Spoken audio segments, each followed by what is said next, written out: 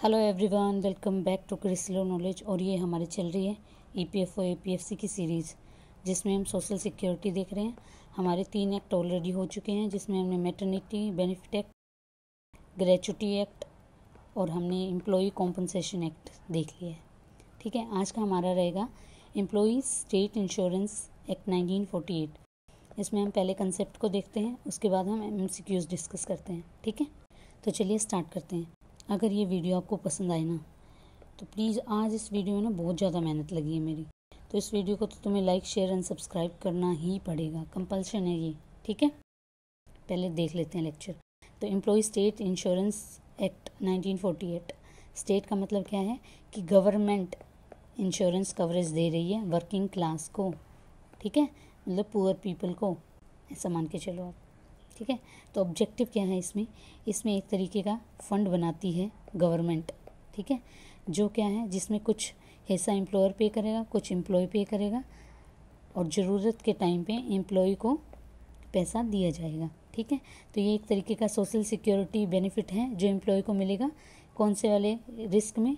जब उसे sickness, maternity, disablement, death हो जाएगी काम करते करते।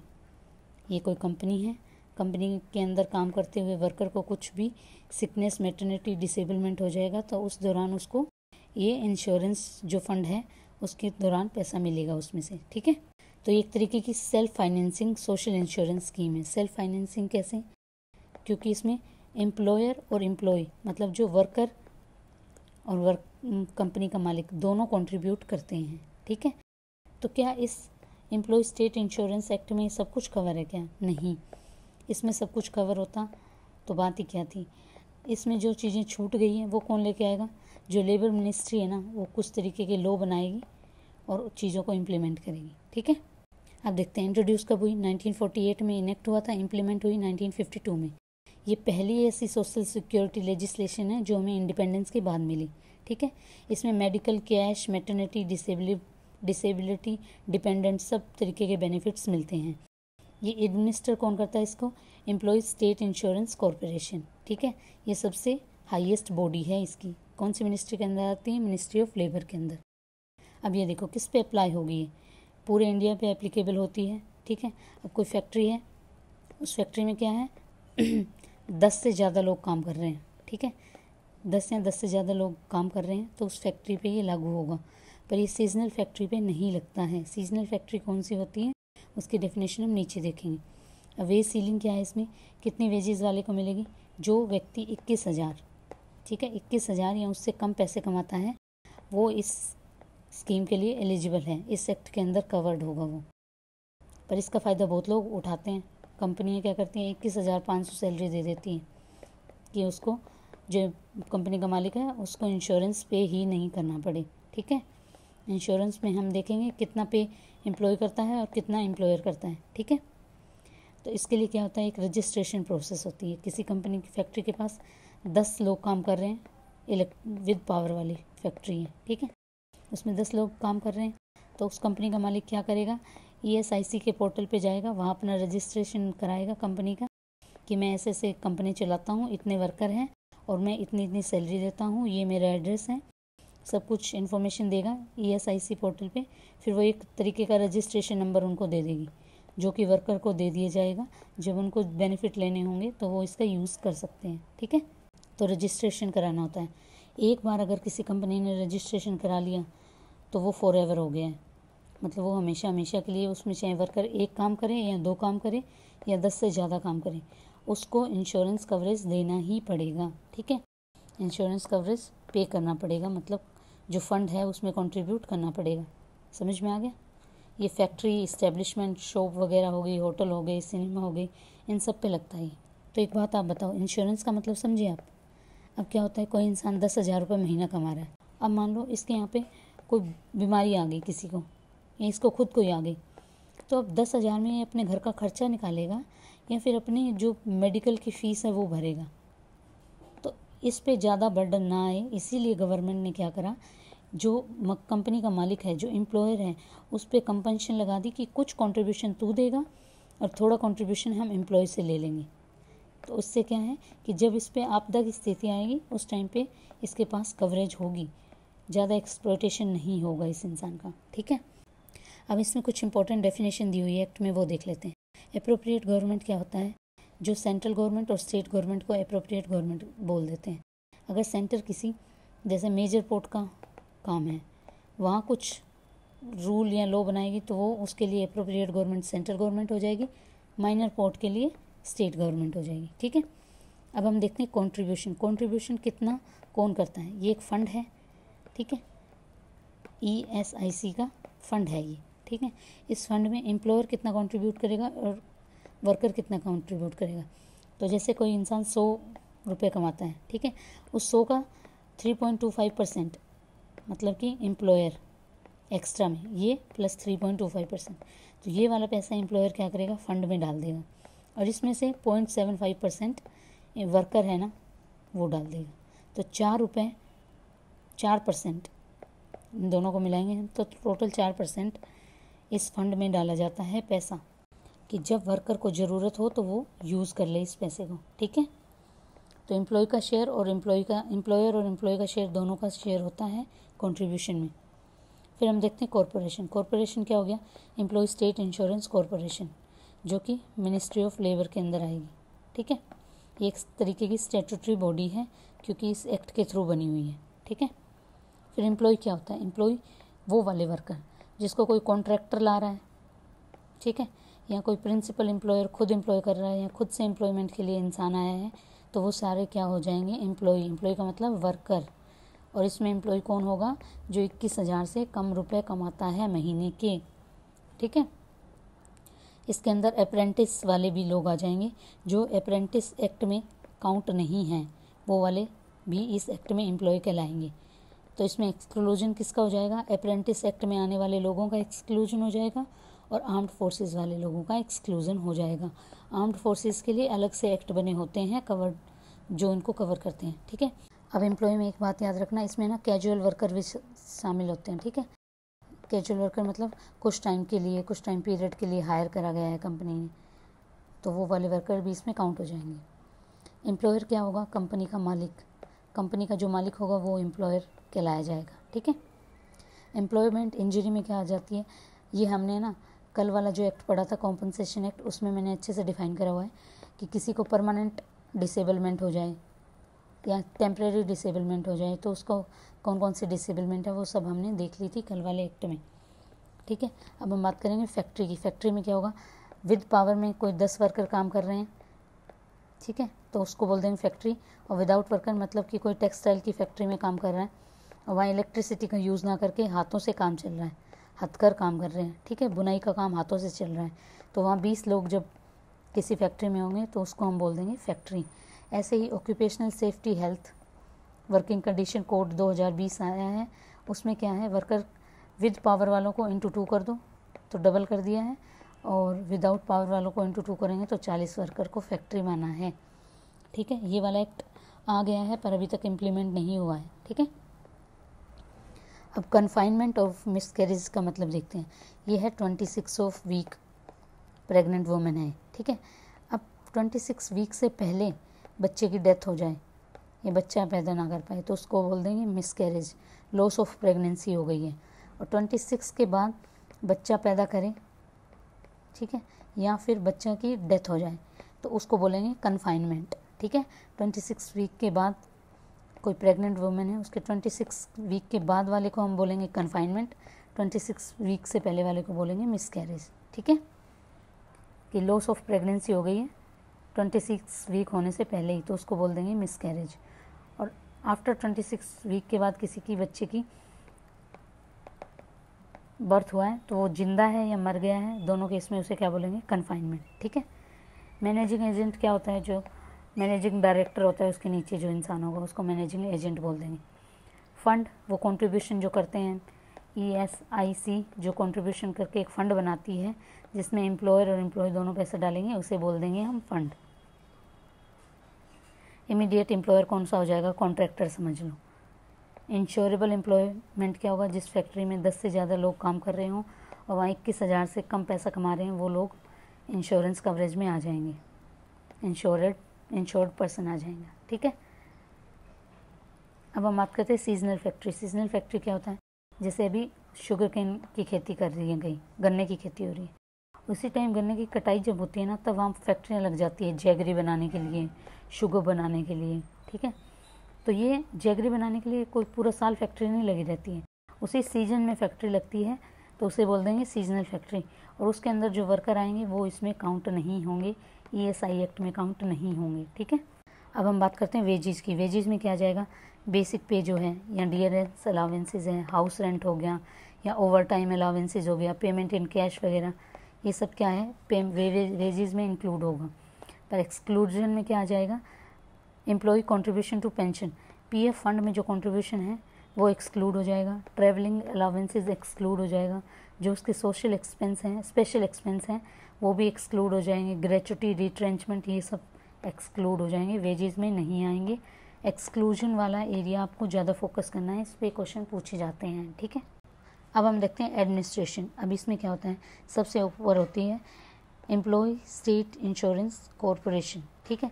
उसके बाद आती है नीचे पे standing committee, medical benefit council, और फिर आती है लोकल काउंसिल्स, ठीक है। तो सबसे पहले हम बात करते हैं एम्प्लॉय स्टेट इंश्योरेंस कॉरपोरेशन। इसका हेडक्वार्टर कहाँ है, न्यू दिल्ली में, ठीक है। ये एक तरीके की स्टैट्यूटरी बॉडी है, इसके अंदर चेयरमैन होता है, वाइस चेयरमैन होता है, जिसको अपॉइंट कौन करती है, सेंट्रल गवर्नमेंट, और जो भी अपर लेवल के काम होता है ना वो ये देखता है, ठीक है। इसमें ना कुछ MPs होते हैं, 5 लोकसभा से, 1 राज्यसभा से, कुछ अदर रिप्रेजेंटेटिव भी होते हैं इसमें। जो सेंट्रल गवर्नमेंट है उसके 5 से कम होने चाहिए, स्टेट गवर्नमेंट के 1 हर स्टेट से होना चाहिए, 1 हर UT से होना चाहिए, ठीक है।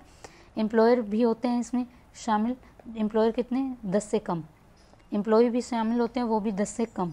मेडिकल प्रोफेशनल भी इसमें होते हैं 2, और डायरेक्टर जनरल होता है एक एक्स ऑफिशियो मेंबर, ठीक है। अब मेन बॉडी ये हो गई ESIC, चेयरमैन, और वो हमने देख लिया। इसका फंक्शन क्या है, इस स्कीम का एडमिनिस्ट्रेशन अक्रॉस इंडिया कैसा चल रहा है ये कौन देखेगा, ESIC, ठीक है। कंट्रीब्यूशन कौन कितना कर रहा है ये कौन देखेगा, सुपरवाइज कौन करेगा, ESIC। कौन कौन से बेनिफिट दिए जाएंगे ये कौन डिसाइड करेगा, ESIC, ठीक है। ESIC क्या है, कुछ टाई अप करके हॉस्पिटल वगैरह या डिस्पेंसरी वगैरह भी बनाते हैं इन वर्कर्स के लिए, कि एम्प्लॉय को जो कार्ड मिला है ना, एम्प्लॉय को एक कार्ड मिलेगा, अब वो बीमार हो गया तो इन वाले हॉस्पिटल में जाके अपना चेकअप करा सकता है, ठीक है। मैनेज करेगा फंड को ESIC, ठीक है। रेगुलेशन वगैरह जो सेंट्रल गवर्नमेंट अप्रूव कर देगी उनको ये लागू करेगा, ठीक है। फिर इसके नीचे आती है स्टैंडिंग कमेटी, ये एक एग्जीक्यूटिव बॉडी है। डे टू डे जो ESI का अफेयर होता है ना वो कौन देखता है, स्टैंडिंग कमेटी, ठीक है। इसकी कंपोजिशन देख लो, इसमें chairman, vice chairman, central government के कुछ रिप्रेजेंटेटिव होते हैं, कुछ स्टेट के रिप्रेजेंटेटिव होते हैं, कुछ एम्प्लॉयर्स, मेडिकल प्रोफेशनल, वो सब आ जाते हैं इसमें, ठीक है। फंक्शन यही है कि ESI के डिसीजन को इम्प्लीमेंट करेगी, किसको कितना बेनिफिट देना है ये देखेगी, सुपरवाइज करेगी नीचे वाले एरियाज़ को, ठीक है। अब ये आ जाता है मेडिकल बेनिफिट काउंसिल। अब मान लो आप किसी हॉस्पिटल में गए जो ESIC ने बनाई है, उस हॉस्पिटल में गए, वहाँ मेडिकल प्रोफेशनल है ही नहीं या आ ही नहीं रहे, नाम की बनी हुई रह गई है, तो उसकी कंप्लेन कहाँ होगी, मेडिकल बेनिफिट काउंसिल। वो मुद्दा कौन देखेगा, मेडिकल बेनिफिट काउंसिल। जो भी मेडिकल से रिलेटेड काम होगा वो कौन देखेगा, मेडिकल बेनिफिट काउंसिल, ठीक है। इसका एक बार चेयरमैन पूछ लिया था, चेयरमैन कौन होता है इसका, तो डायरेक्टर जनरल इसका चेयरमैन होता है। स्टैट्यूटरी बॉडी है, ये हमें पता ही है। फंक्शन यही है, एडवाइस करेगा मेडिकल मैटर में ESIC को, ठीक है। स्टैंडर्ड और क्वालिटी देखेगा, जो ESI हॉस्पिटल है वो कैसे काम कर रहे हैं, कुछ सजेशंस देने हैं तो वो सजेशन देगा। फिर एक नीचे लेवल पे क्या होती है, लोकल लेवल पे एक रीजनल बोर्ड या लोकल कमेटी बनाई जाती है, तो वो क्या है, डिसेंट्रलाइजेशन करने के लिए एडमिनिस्ट्रेशन को, कि नीचे वाले लोगों को भी पावर दी जाए, ठीक है। अब हम बात करते हैं फाइनेंस अंडर ESIC एक्ट। तो उसमें फाइनेंस जो फंड बना है उसमें पैसा कहाँ से आएगा, तो उसमें एम्प्लॉयर और एम्प्लॉय का कंट्रीब्यूशन होगा, या उसको कुछ ग्रांट मिल गई है, डोनेशन, गिफ्ट वगैरह सेंट्रल गवर्नमेंट ने दे दिया है, लोकल अथॉरिटी ने दे दिया है, तो वो इस फंड में आ जाएगा। कुछ इन्वेस्टमेंट से इनकम हुई है, इन्वेस्टमेंट कहीं करी, इस फंड से पैसा निकाला, कहीं इन्वेस्ट करा, इससे जो इनकम आई वो इसके अंदर फिर से डाल देंगे, ठीक है। अब हम कंट्रीब्यूशन देखते हैं। वैसे कंट्रीब्यूशन हमने देख दिया, जो कंपनी का मालिक है वो कितना कंट्रीब्यूट करेगा, 3.25% ऑफ सैलरी का, और ये कितना करेगा, 0.75%, ठीक है। रिस्पॉन्सिबिलिटी किसकी रहेगी, प्रिंसिपल एम्प्लॉयर की। जो कंपनी का मालिक है ना उसकी रिस्पॉन्सिबिलिटी है कि ये 4% पैसा फंड में जमा हो जाए, ठीक है। ये जो वर्कर है उसकी रिस्पॉन्सिबिलिटी नहीं है, ये कंपनी के मालिक की रिस्पॉन्सिबिलिटी है। ठीक है। वेज लिमिट कितनी होगी? जो 21,000 से कम पैसे कमाता है वो काउंट हो जाएगा इसमें। और जो फिजिकल डिसेबिलिटी के केस में 25,000 रुपये उसको पर महीना मिलता है, तो वो भी इस एक्ट के अंदर कवर्ड है।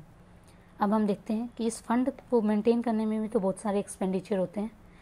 जैसे कैश बेनिफिट देती है, सिकनेस, मैटरनिटी, डिसेबलमेंट के केस में वर्कर को पैसा देती है, तो उसमें उसका खर्चा हो जाता है। कुछ मेडिकल बेनिफिट देती है इंश्योर्ड पर्सन और उसकी फैमिली को, तो उसमें खर्चा हो जाता है। अब डे टू डे इस फंड को मेंटेन करने के लिए स्टाफ रखा जाता है, सैलरी रखी जाती है, ऑफिस रखा जाता है, तो उसको चलाने में जो खर्चा होता है वो खर्चा आ जाता है। कुछ इसने फंड ने क्या है, लोन भी लेते हैं, तो उस लोन को रिपेमेंट करने में कुछ पैसा चल जाता है। कुछ ग्रांट वगैरह दे देते हैं स्टेट गवर्नमेंट या लोकल बॉडीज़, लोकल हॉस्पिटल्स को। ठीक है। तो इनमें जो एक्सपेंस लगता है वो सारा एक्सपेंडिचर आ जाएगा। अब क्या होता है कि कोई भी संस्था है वो अपना एक बजट तो बनाती है, तो ये भी ESIC भी अपना क्या करती है, एक बजट निकालती है जिसमें बताती है कि इनके पास कितना कंट्रीब्यूशन आया, कितना खर्चा हुआ, कितने और पैसों की ज़रूरत है। जो भी सारी चीज़ें वो गवर्नमेंट को बता देती है कि हमें ये चीज़ की ज़रूरत है, तो वो अपना एक एनुअल बजट बनाती है और सेंट्रल गवर्नमेंट को दे देती है अप्रूवल के लिए। इस बजट का ऑडिट कौन करेगा? तो वो कैग करेगा। ठीक है, कि ये कहीं गफलेबाजी तो नहीं चल रही इस फंड में, तो ये कैग देखेगा कि ये सब सही से काम कर रहे हैं या नहीं कर रहे। फिर जो कैग रिपोर्ट सबमिट करेगा पार्लियामेंट में। ठीक है।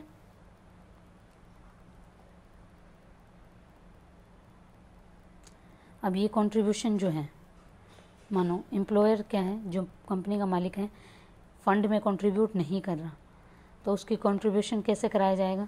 जो स्टेट इंश्योरेंस कॉरपोरेशन है ना, वो रिकवरी कराएगी, एम्प्लॉयर को नोटिस देगी कि भाई तूने इसमें अपना पैसा नहीं डाला है फंड में, तो उसके लिए एक रिकवरी ऑफिसर अपॉइंट करा जाएगा जो इसको बोलेगा, नोटिस देगा और इससे पैसे निकलवाएगा। ये एक तरीके का जैसे लैंड रेवेन्यू कलेक्ट करते हैं ना, उसी तरीके का है। ठीक है। अब हम देखते हैं एम्प्लॉय स्टेट इंश्योरेंस जो एक्ट है, उसके अंदर जो वर्कर है उसको क्या क्या बेनिफिट मिलते हैं, और ये क्वेश्चन भी पूछा गया है। 4 ऑप्शन दे देंगे और पूछेंगे कौन सा इसमें बेनिफिट नहीं है। तो मेडिकल बेनिफिट आता है। अब क्या होता है, आपने जॉब ली, ठीक है, जॉब के बाद आपकी सैलरी 21,000 से कम थी या 21,000 थी, तो आपका जो मालिक है वो क्या है, आपको ESIC उसमें फंड में डाल देगा। ठीक है, इंश्योरेंस कवरेज में आ जाओगे आप। तो उसके बाद तुरंत आपको मेडिकल बेनिफिट और डिसेबिलिटी बेनिफिट मिलने स्टार्ट हो जाएंगे। बाकी अलग जो बेनिफिट है ना, उसके लिए आपकी एक क्राइटेरिया होगा कि किसी में 70 दिन काम करा हो या 90 दिन काम करा हो। ये जॉब तुरंत जिस दिन आप एंटर कर जाओगे उसी दिन आपको बेनिफिट मिलने स्टार्ट हो जाएंगे। ठीक है, तो इसमें मेडिकल बेनिफिट मिलता है। फिर एक होता है सिकनेस बेनिफिट। सिकनेस बेनिफिट में क्या होता है कि आप बीमार हो गए, ठीक है, आपने ली 30 डेज़ का हॉलीडे। अब उस ये बेनिफिट के लिए भी एक कंडीशन है कि मिनिमम आपको 78 डेज़ आपने उस कंपनी में काम करा हो। ठीक है, मतलब 78 डेज़ का आपका कंट्रीब्यूशन हो गया हो उस फंड में, तब ये पैसे मिलेंगे आपको। फिर क्या है, मान लो आपने 78 डेज़ का आपका कंट्रीब्यूशन हो गया उस फंड में, अभी आप बीमार पड़ गए, आप 30 दिन बीमार रहे, तो आपकी सैलरी तो आपको मिलेगी नहीं, क्योंकि प्राइवेट कंपनी में ऐसा नहीं कि आप बीमार हो तो आपको सैलरी मिल जाएगी, पेड लीव नहीं होती ना वो। ठीक है, तो आप 30 दिन बीमार रहे, तो आपका नुकसान हो गया, पर आप इस फंड के अंदर कवर्ड हो, तो आपको क्या मिलेगा, जितनी आपकी वेजेस थी उसका 70% अमाउंट कौन देगी, ESIC। ठीक है, मतलब आपको 70% सैलरी तो मिलेगी, और वो एम्प्लॉयर कंपनी का मालिक नहीं देगा, ESIC देगा। ठीक है, फिर आते हैं मैटरनिटी बेनिफिट। अब इसमें आपको एक चीज़ मैं पूछना चाहूँगी, हमने कल परसों पढ़ा था मैटरनिटी बेनिफिट एक्ट, तो ये बताओ कि जो वुमेन इस एक्ट के अंदर भी उसको पैसा मिलेगा, और जो मैटरनिटी बेनिफिट एक्ट था उसके अंदर भी पैसा मिलेगा? नहीं, हमने देखा था कि जो भी वुमेन ESIC के अंदर मैटरनिटी बेनिफिट ले रही हैं वो मैटरनिटी बेनिफिट एक्ट के अंदर फ़ायदा नहीं उठा सकती हैं। ठीक है, तो मैटरनिटी बेनिफिट के केस में 26 वीक वाला वही सेम जो हमने पहले पढ़ा था। फिर आता है डिसेबलमेंट बेनिफिट। इसमें क्या होता है, टेम्परेरी डिसेबलमेंट हो गई, मतलब कि आपकी हड्डी टूट गई पैर की, तो वो टेम्परेरी है ना, थोड़े दिन बाद ठीक हो जाएगी, तो उस केस में आपको 90% ऑफ द वेजेस मिलेगी। परमानेंट मतलब कि आपकी दोनों टांगें ही कट गई हैं, तो उस टाइम पे एक अलग तरीके का फॉर्मूला होता है, उससे जो पैसा निकलेगा वो आपको बेनिफिट मिलेगा। अब इसमें क्या है कि आपको कौन कौन से बेनिफिट मिलते हैं ये याद होना चाहिए, अंदर का डाटा इतना नहीं पूछते हैं, ठीक है। फिर एक होता है डिपेंडेंट बेनिफिट। डिपेंडेंट मतलब आपकी डेथ हो गई, आपके बाद वो पैसा किसको मिलेगा, ये डिपेंडेंट हमने कॉम्पनसेशन एक्ट में अच्छे से देखा था, ठीक है। तो ये डिपेंडेंट तुम्हारी वाइफ हो गई, ठीक है, विडो वाइफ, या तुम्हारे पेरेंट्स हो गए, या तुम्हारे बच्चे हो गए, वो सब डिपेंडेंट्स में आते हैं। तो उनको किस तरीके के बेनिफिट मिलेंगे, ये डिपेंडेंट बेनिफिट में काउंट हो जाता है। तो उनको कितना मिलेगा, जितनी तुम्हारी सैलरी थी उसका 90% पर मंथ उनको दिया जाएगा, ठीक है। अब इस एक्ट में आपको ना फ्यूनरल बेनिफिट भी मिलता है 15,000 तक का। मतलब ये किसको मिलेगा, जिसने आपका अंतिम संस्कार करा है उस वाले पर्सन को ये 15,000 रुपये मिल जाएंगे, अप टू 15,000। 15,000 से कम 5,000, 10,000 जितने भी है, तो आपके फ्यूनरल एक्सपेंस भी काउंट होते हैं इसमें, ठीक है। अब एक चीज़ याद रखना, इसमें मैटरनिटी बेनिफिट हैं, सिकनेस बेनिफिट हैं, ठीक है, मेडिकल बेनिफिट हैं। तो आप 2 बेनिफिट एक साथ नहीं ले सकते हो, ठीक है। अगर ऐसा केस में अगर आपके साथ हो गया कि आपको 2 बेनिफिट एक साथ मिल गए हैं तो वो आपको वापस कर देने हैं, वरना रिकवरी ऑफिसर आपसे रिकवर तो करवा लेगा, ठीक है। डिस्क्वालिफिकेशन क्या हो जाएगी, अगर आपने सिकनेस क्या है, सिकनेस का बहाना बनाया है, सिकनेस है नहीं आपको, सिकनेस का बहाना बनाया है, उस केस में आपको बेनिफिट नहीं मिलेंगे। और जो इंजरी तुम्हें हुई है वो तुम्हारी गलती की वजह से हुई है, ना कि कंपनी की वजह से, तो उस केस में आपको नहीं मिलेगा। या आपने कोई फॉल्स स्टेटमेंट या फॉल्स रिपोर्ट दिखा के अपने सिकनेस के पैसे लेने की कोशिश करी, तो उस केस में आप डिस्क्वालीफाई हो जाओगे, ठीक है। अब हम बात करते हैं कि प्रिंसिपल ऑफिसर होता है इसमें, उसको अपॉइंट करती है सेंट्रल गवर्नमेंट, उसको डायरेक्टर जनरल या फाइनेंशियल कमिश्नर की तरह अपॉइंट कर देती है, ठीक है। ये दोनों क्या हैं, प्रिंसिपल ऑफिसर हैं। टेन्योर इनका 5 साल का रहता है, रीअपॉइंटमेंट के लिए एलिजिबल है, ठीक है। अपील के केस में क्या होता है, अब क्या होता है कि ESIC क्या है, एम्प्लॉयर और एम्प्लॉय के बीच में कोई डिस्प्यूट हो जाए, या इन दो एम्प्लॉयर मकान वो मालिक या फिर इस कॉरपोरेशन के बीच में कुछ डिस्प्यूट हो जाए, तो इसके लिए एक ESI कोर्ट बनाती है ये, ठीक है। उस कोर्ट के लिए भी तो एक्सपेंस लगता है, वो एक्सपेंस भी उसके एक्सपेंस में काउंट हो जाएगा, ठीक है। अपील के केस में इस कोर्ट के पास जाओगे, इस कोर्ट से भी बात नहीं बनी तो फिर हाई कोर्ट के पास जाओगे, ठीक है। अब ये देखो, इससे आपको अच्छे से समझ में आएगा। कुछ मेडिकल डिस्प्यूट है तो सबसे पहले आप मेडिकल बोर्ड के पास जाओगे, मेडिकल बोर्ड से बात नहीं बनी तो मेडिकल अपील ट्राइब्यूनल के पास जाओगे, वहाँ भी बात नहीं बनती है तो जो एम्प्लॉय इंश्योरेंस कोर्ट बनाए गए हैं ना उनके पास जाओगे, वहाँ भी नहीं हुआ तो हाई कोर्ट के पास जाने की पावर है आपके पास, ठीक है। अब हम देखते हैं पेनल्टीज़। अभी है ना एक्ट अपने आप में ही बहुत बड़ा एक्ट है, तो थोड़ी वीडियो बड़ी हो सकती है इसमें, ठीक है।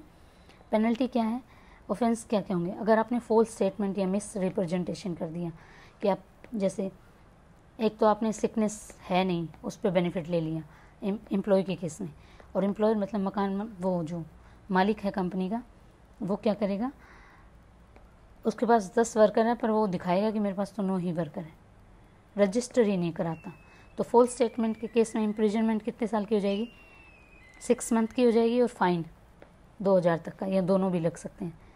और कंट्रीब्यूशन पे नहीं करा, एम्प्लॉयर क्या है, कंट्रीब्यूशन 4% जो पे करना था कुछ वर्कर का लेके कुछ खुद का, वो पे नहीं कर रहा है फंड में, तो उसे 3 साल तक की जेल हो जाएगी।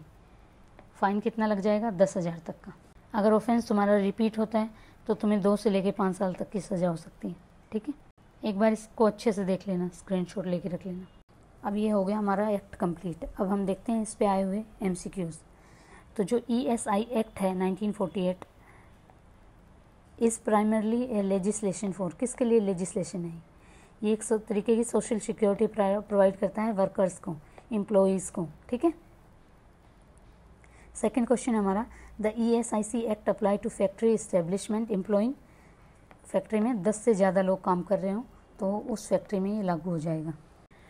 फिर थर्ड क्वेश्चन हमारा, वेज सीलिंग क्या है, तो 21,000 नॉर्मल केस में और 25,000 फिजिकली डिसेबल्ड के केस में, जिनकी सैलरी इससे कम होगी वो इस एक्ट के अंदर कवर्ड होंगे। अब देखते हैं हम कंट्रीब्यूशन रेट क्या रहता है। तो एम्प्लॉयर जो कंपनी का मालिक है वो 3.25 देता है, और जो वर्कर है एम्प्लॉय वो कितना देता है 0.75, ठीक है। टोटल 4% हो गया। फिर फिफ्थ क्वेश्चन देखते हैं, ये इंपॉर्टेंट नहीं है, छोड़ दो इसे। फिर हम सिक्स्थ क्वेश्चन देखते हैं, which of the following is not a benefit under the section 46, इसमें से कौन सा बेनिफिट इस एक्ट के अंदर नहीं है, तो वो है ग्रेच्युटी। मेडिकल बेनिफिट हमने देखा, सिकनेस देखा, फ्यूनरल देखा, ठीक है।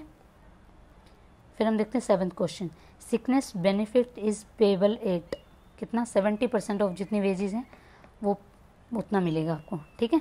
फिर ये वाला क्वेश्चन क्या है, ये है PYQ, ठीक है। Any question relating to disablement shall be determined by which one of the following authority under the employ state insurance act, तो वो हमारा मेडिकल बोर्ड देखेगा, ठीक है। इसका आंसर हो जाएगा C। फिर हम देखते हैं 11th question, funeral expense payable under the ESI act कितना, 15,000 तक का, ठीक है। अंतिम संस्कार तक में कितने पैसे मिलेंगे, जो भी कर रहा है तुम्हारा उसको अप टू 15,000, उससे कम, ठीक है। तो इसी के साथ हमारा लेक्चर एंड होता है और मैंने आपको इस छोटी वीडियो में बहुत सारी चीज़ें बताने की कोशिश करी है। अगर आप मेरे एफर्ट्स को अप्रिशिएट करना चाहते हैं तो please like, share and subscribe my channel. Thank you.